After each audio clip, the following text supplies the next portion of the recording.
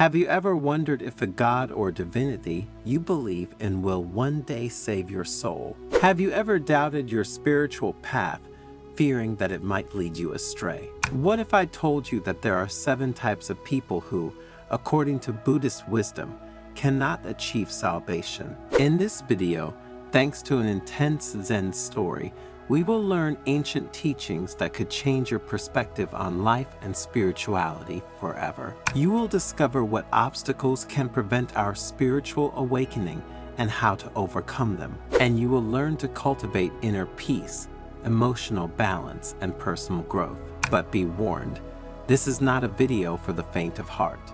Master Shuchi's words are deep and sharp, like a sword that cuts through illusion. This video is for you only if you are ready to face the truth, to explore the depths of your soul.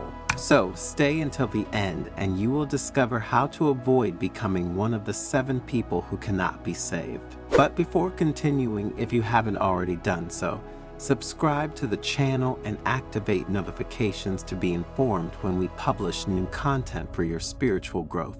Nestled between the majestic peaks of the Himalayas stands a Zen monastery in which time seems to have stopped, and you can breathe a sense of primordial peace. A group of pilgrims, driven by a thirst for knowledge and the search for a deeper meaning in their lives, have faced a long journey to reach this sacred place. At the center of the monastery, in a room adorned with simple carpets and meditation cushions, sat the venerable monk Shuchi. The wrinkles on his face told stories of countless meditations and teachings, while his posture exuded an unflappable calm. The atmosphere was filled with anticipation, as if the very air was holding its breath waiting for the wise monk's words. Among them was Anya, a young Russian woman with sky-colored eyes and a restlessness that had never left her. There was also David, a middle-aged American businessman seeking refuge from the business of his life.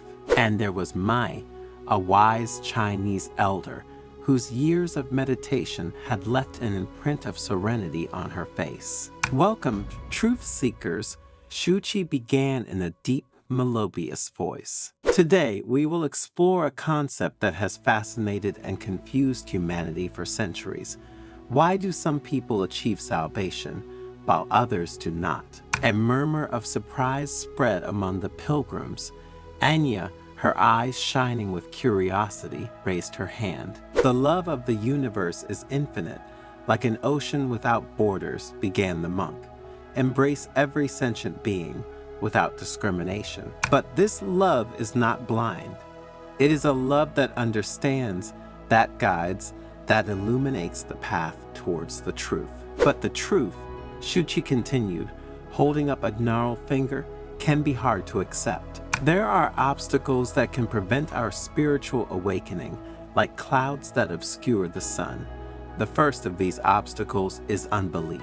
Shuchi paused, then added, "Disbelief is like a closed door," he explained, "that prevents the light of truth from entering. Those who do not believe in the possibility of transformation, who deny their connection to the universe, remain trapped in the darkness of illusion." David the businessman fidgeted on his pillow. "But venerable Shuchi," he asked, "how can we believe in something we cannot see or touch?" Shuchi nodded in understanding. "Faith, dear friend, is not blind credulity. It is a profound trust in the wisdom of the universe, in the goodness of life. It's the awareness that we are part of something bigger than ourselves, even if we can't fully understand it. Faith," Shuchi continued, "is like a seed. If we plant it in the fertile soil of our mind and nourish it with meditation and personal growth, it will germinate and blossom into a profound spirituality. But if we let it wither in the dry land of unbelief, it can never bear fruit." Mai, the wise old woman, smiled.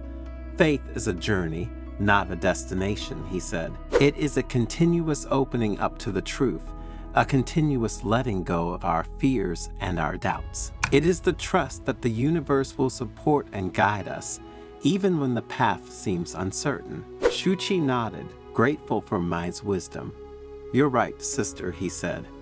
Faith is a journey that requires courage and perseverance, but it is a journey worth undertaking because it leads us to salvation, to the realization of our true potential. But be careful.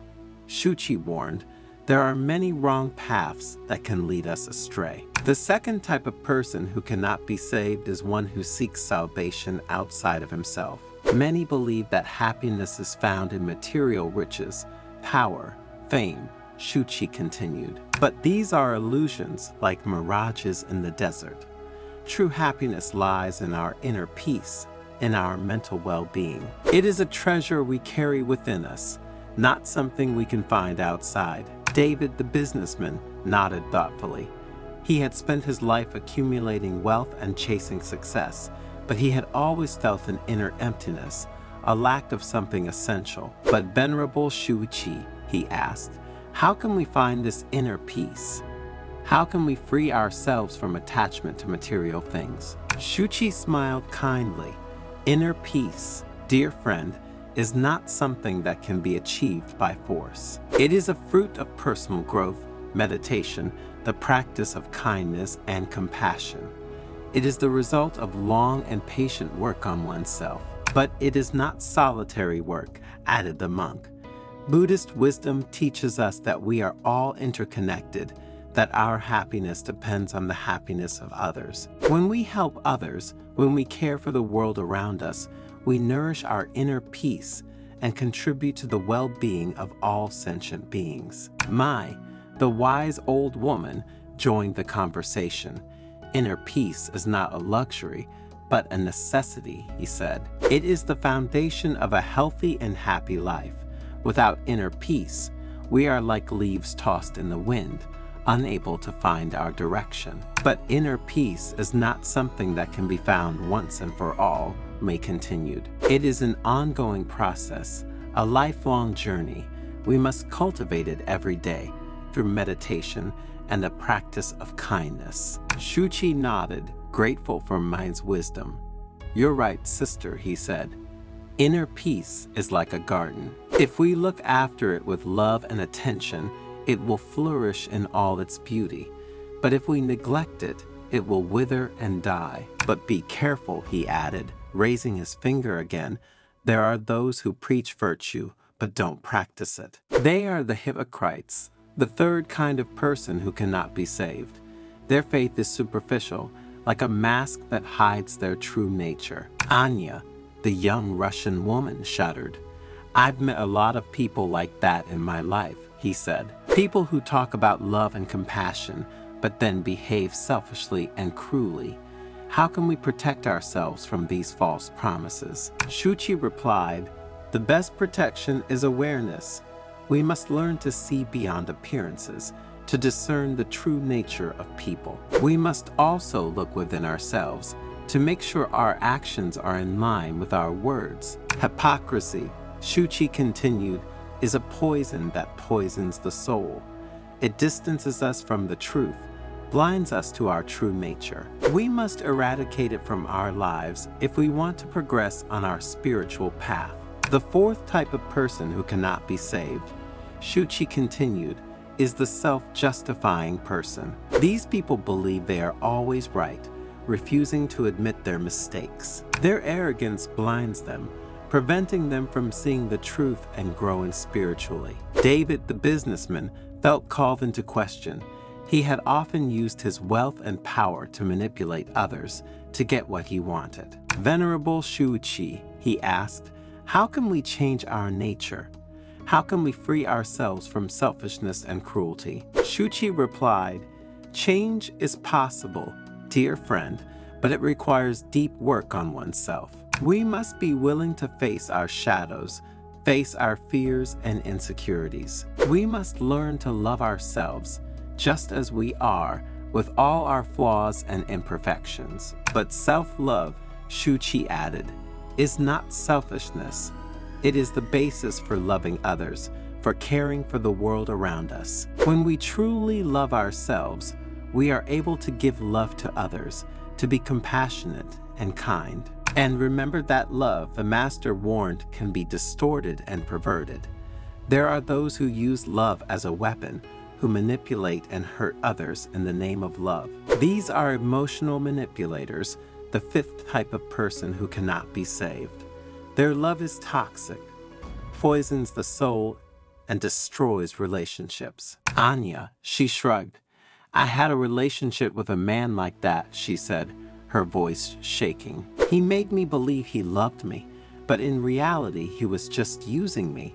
He hurt me deeply, made me lose faith in myself and in others. Shuchi placed a hand on her shoulder, sending her warmth and comfort.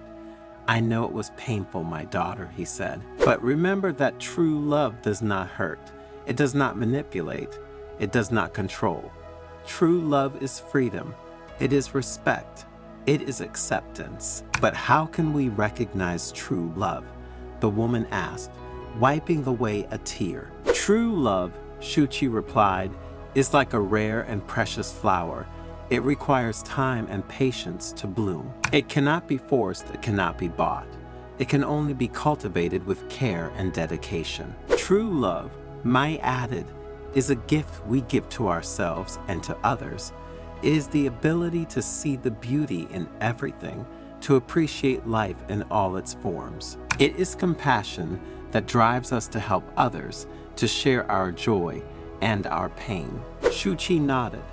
True love is the most powerful force in the universe. It is the key to salvation, to realizing our true potential. But be careful, Shuchi warned. There are those who reject love, who close themselves in, who isolate themselves from the world. They are loners, the sixth type of person who cannot be saved. Their fear of intimacy, of pain, of vulnerability condemns them to a life of loneliness and isolation. David, the businessman, felt called into question again. He had always put work first, neglecting personal relationships. But Venerable Shuichi, he asked, how can we overcome the fear of love? How can we open ourselves to others without fear of being hurt? Shuchi replied, fear is a natural emotion, dear friend, but we must not allow it to dominate us. We must learn to face it, to overcome it. We must have the courage to love, even if it means risking being hurt. Love, Shuchi continued, is like a fire. It can warm us and enlighten us, but it can also burn us. But without fire, there is no life. We must learn to manage the fire of love, to use it for our own good and for the good of others. The monk, raising his finger again, turned to everyone and said, there is one last type of person who cannot be saved, the one who is dead inside. These are people who have lost their passion for life, who have resigned themselves to mediocrity, who have stopped dreaming. Their life is empty, devoid of meaning and purpose. A deep silence fell in the room while the pilgrims reflected on Shuchi's words. Finally, the monk spoke again. Life is a precious gift, he said, an opportunity to awaken to our true nature. But there are those who waste this gift, who live as if they were already dead. Their indifference condemns them to an empty and meaningless existence. Shuchi sat back down, a serene smile on his face. Remember, truth seekers, he said, that salvation is not a prize bestowed upon us by the universe, but a journey we undertake ourselves. It is a journey of personal growth, inner peace, and emotional balance. It is the awakening to our true nature, the discovery of our connection to the universe.